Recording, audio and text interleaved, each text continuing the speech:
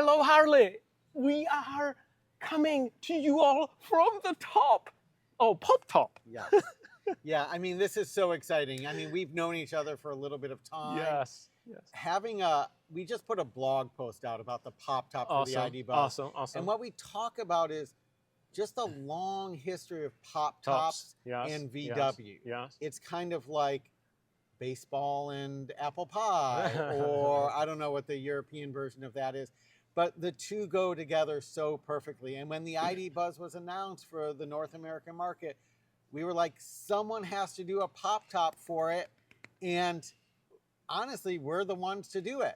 And I am so excited. Yeah. I am so excited. This is such a beautiful edition. We'll show you some of the details because this Pop-Top is designed for the ID Buzz. It's not like an afterthought. It's not something that somebody took something and adjusted it for the bus. This was made for the bus from the ground up. So what we want to cover in this video, we'll talk about the Pop-Top.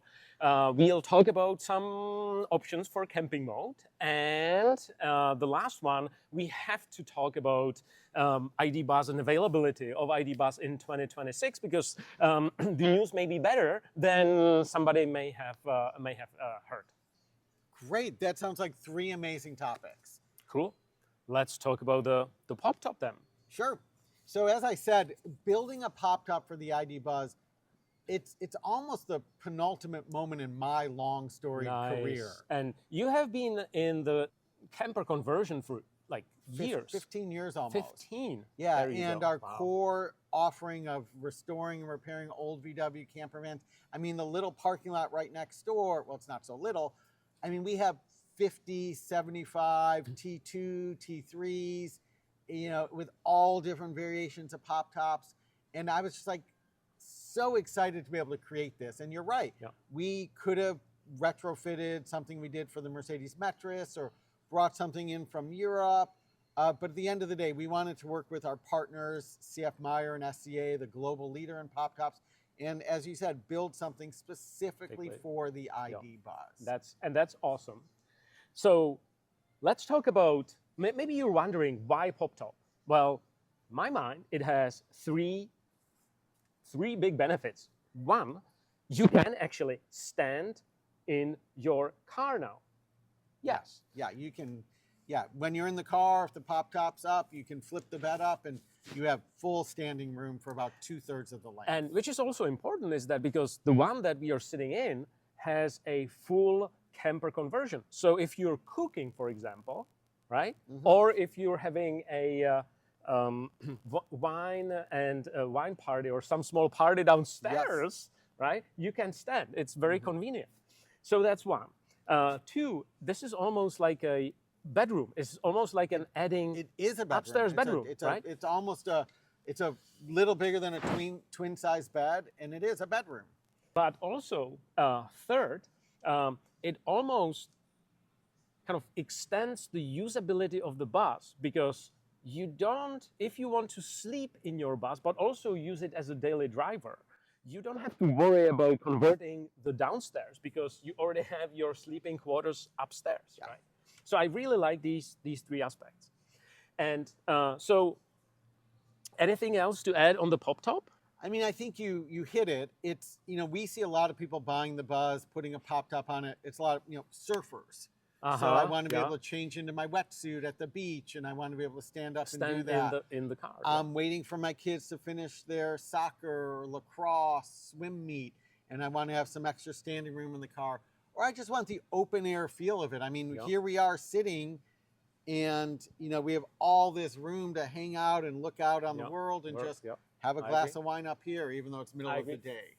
Hey, when I'm thinking who is the right audience for the Pop-Top, right? Yeah. So I'm thinking everybody who either buys a new bus or an existing community of owners. There is over 5,000 owners of the ID Buzz in the US. And so if you want to extend the living space, this is a great option. Fantastic option. We are manufacturing the Pop-Top in Colorado.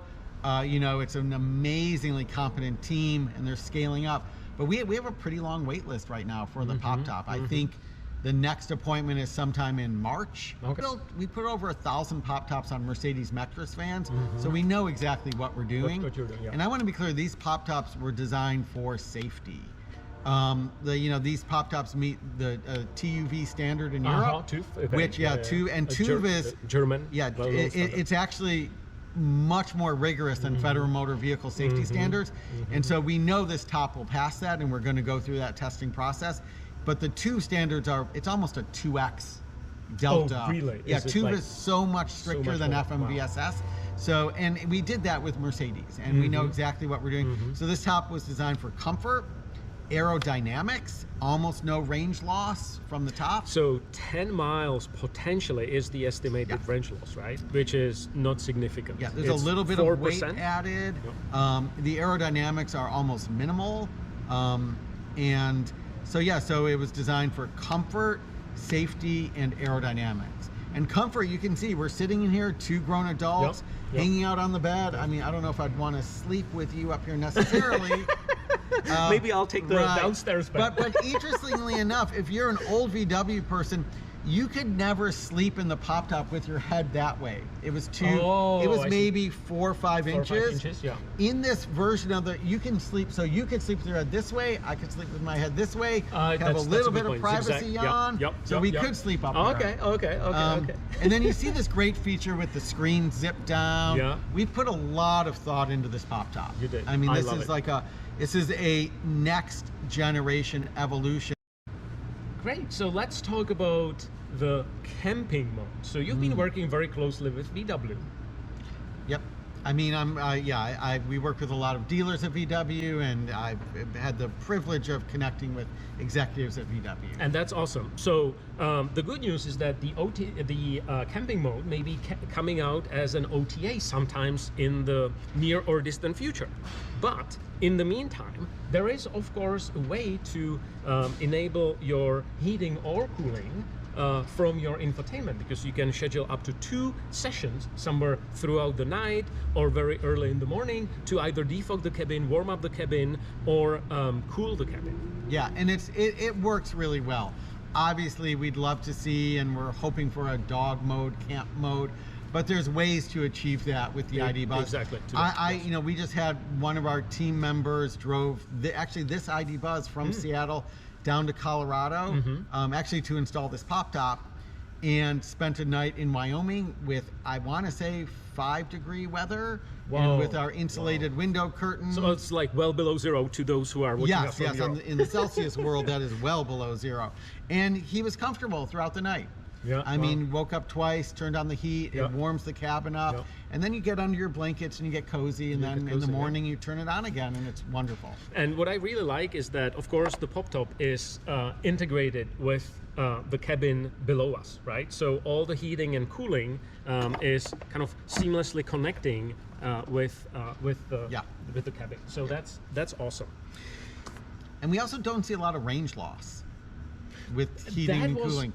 We don't have a lot of firm data on cooling, but heating, it seems like overnight, maybe 7-8 miles of range you'll lose, almost minimal. Okay.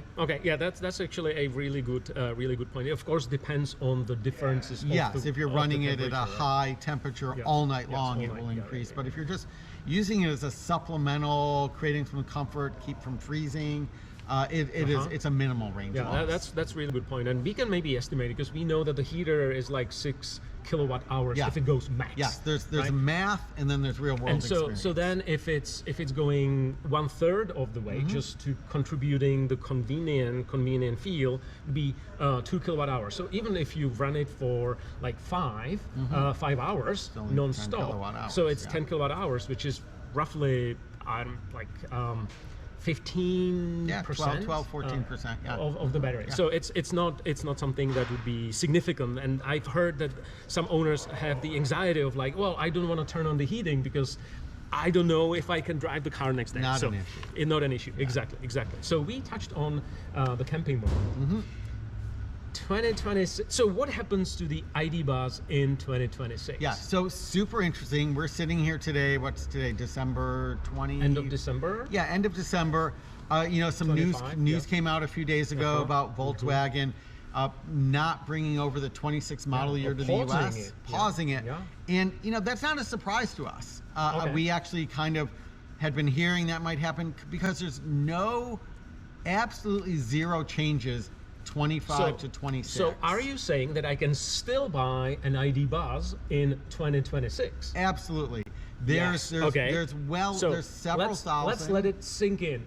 Yes, you can still buy a new Buzz in 2026. It may be called 2025 ID Buzz, but you can still buy it. Yeah, and for a great price.